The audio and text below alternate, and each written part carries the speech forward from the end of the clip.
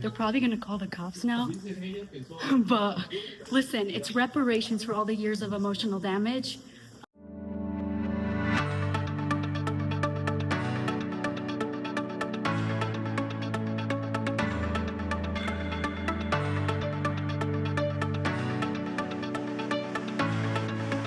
Hey guys, welcome to Lost and Becoming. My name is Perry, and I have something really exciting for you today. That's my cat, one of them.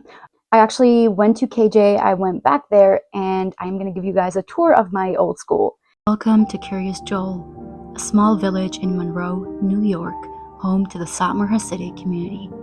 Founded in 1905 by Rabbi Joel Teitelbaum, the village was created as a secluded place for his followers who saw a life insulated from the secular world. Today, Kiryas Joel is densely populated, over 22,000 residents in just 22 square miles, and more than 80% of the population is under 18. Education in this community is largely shaped by religious tradition, making it a unique system in the United States. The Kiryas Joel Village School District was created in the late 1970s to serve special needs children. In 1994, the U.S. Supreme Court ruled that the district, as originally structured, violated the Establishment Clause of the Constitution. The case, Board of Education of Kiryas Joel versus Grumet, examined a New York law that created a public school district aligned with a single religious community. The court found that the government authorities structured around religious identity crossed the line separating church and state. The ruling didn't challenge the need for education itself, only the way public authority was granted based on religious boundaries. New York later passed revised legislation using neutral criteria to allow a new district, and the constitutional principle remains in effect. Today, Beis Rachel School serves over 4,400 students from pre-kindergarten through 12th grade with a student-to-teacher ratio of 23:1. The district has an endowment of $50 million, giving it significant financial resources. Federal and state funding plays a major role. Laws like equitable services require public districts to provide funding and services to low-income students in private schools. In Kiryas Joel, this means millions flow to religious schools such as UTA for remedial classes, special education, and other mandated programs. During the COVID-19 pandemic, the district received nearly $94 million in federal relief funds, over $95K per student, which was used for facility upgrades and services, though much of this money went to private religious schools. While Kiryas Joel schools are often described as prioritizing religious education, that description applies unevenly, particularly along gender lines. The girls are not permitted to study Torah in the same way boys are. They do not study Talmud, engage in debate, or learn classical religious texts in their original language. Instead, girls' education is largely limited to translated materials that focus on religious law and behavioral instruction, including rules about kosher, observance, Shabbos, modesty, and relationships with men. This means that girls receive neither robust secular education nor advanced religious education. Their schooling emphasizes compliance, discipline, and preparation for traditional domestic roles rather than intellectual inquiry or academic development. New York state law still requires all non-public schools to provide instruction that is substantially equivalent to public education in subjects like English, math, science, and social studies. However, investigations and lawsuits, including those brought by advocacy groups such as YAFFED, have raised concerns that many schools do not meet these standards, particularly for girls. The Felder Amendment created exemptions for some ultra-Orthodox schools, allowing them to teach less secular content, but critics argue this prevents fair oversight. This tension highlights a phenomenon called legal pluralism, where community norms such as curriculum decisions, school selection, and behavioral rules function almost like law within the community alongside state law. Life at Kiryas Joel schools is highly regulated. Every detail is scrutinized, from hair to clothing to activities outside school. For hair, there is no dyeing, no highlights, side bangs, buns, banana clips, or ponytails over 6 inches. Hair must be neat, short hair cannot reach the shoulders. No makeup, nail polish, necklaces, or multiple earrings. Earrings must be small. Full blouse with the top button closed, tucked in, often with the sweater on top. No red, no bright colors, no form-fitting tops, no tank tops or short sleeves on top of the blouses. Skirts need to be pleated 4 to 6 inches below the knee in black, navy brown, or charcoal gray. Regarding tights and stockings, they require solid black, opaque tights. High school students wear palm tights with a seam running down the back of the leg. Other restrictions extend far beyond the school building, governing girls' behavior in public and private life. At multiple Kiryas Joel schools, girls are warned that even their appearance carries cosmic consequences. In one letter to parents, a school writes, "Going with attention-grabbing hair or hair that is not pulled together causes a delay to the end of exile." Social interaction itself is treated as a risk. At a Kiryas Joel school, parents are discouraged from allowing their daughters to shop at large supermarkets. A letter warned, "Once grown girls from various schools come together and talk and laugh, there's already a crack in our fence." It continues, "Needless to say, a girl should not be traveling home with the grocery goy." Physical activity is also tightly regulated.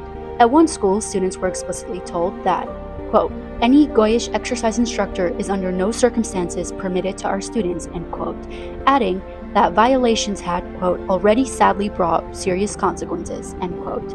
Control extends to the body itself. In a letter titled, "A Time to Act for God," the central authority at United Talmudical Academy of Satmar announced a complete ban on makeup for female students of any age. The letter stated, "A student from our school, no matter what age, is not allowed to apply makeup on her face in any which way. This includes weddings of sisters, brothers, uncles, aunts, bar mitzvahs, tanoims, etc." The warning concludes that violations could result in expulsion, potentially permanent, depending on meetings with the school's spiritual authorities. These rules do not stop at school hours. Girls are discouraged from walking in large groups on Shabbos and are instructed to split into smaller groups to avoid attracting attention from men. Long skirts or flowing robes are discouraged outside specific contexts. Girls are not permitted to ride bicycles, scooters, or wear rollerblades. Families are also regulated. Parents are required to sign contracts affirming that their homes do not contain computers, DVD players, or other forbidden technology. These conditions are directly tied to whether the children are allowed to remain enrolled in school.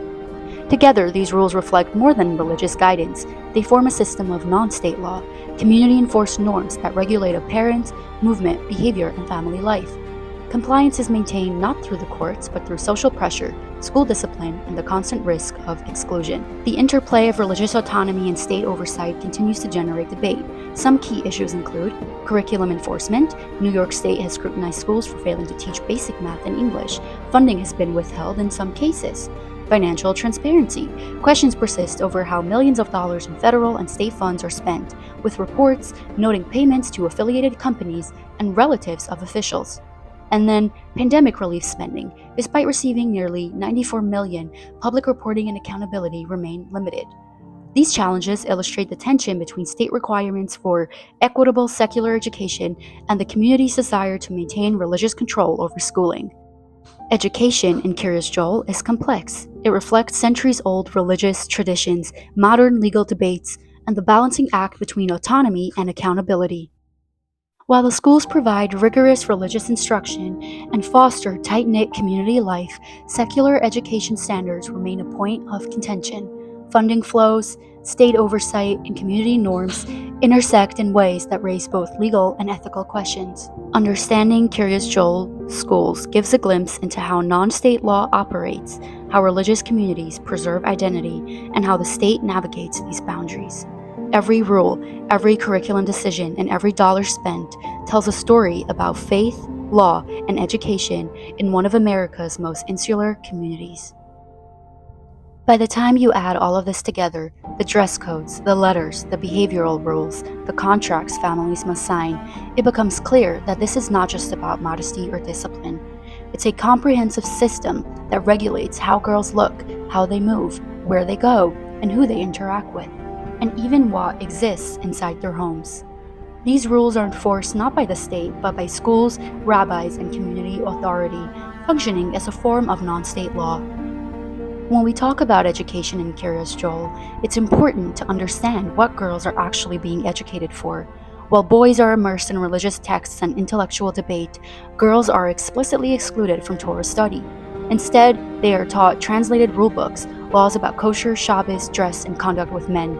Education for girls is not framed around inquiry, independence, or opportunity, but around compliance, modesty, and preparation for marriage and motherhood. Growing up inside the system, you learn very early that visibility is dangerous. Drawing attention through clothing, hair, movement, or even laughter is framed as a moral failure with spiritual consequences. The constant message is clear: safety comes from obedience, and belonging is conditional. Kiryas Joel exists at the intersection of religious freedom, state law, and education. The question is not whether religious communities have the right to preserve their values. They do. The question is what happens when an entire education system is designed to limit knowledge, movement, and choice, especially for women, and where the line between faith and control is ultimately drawn.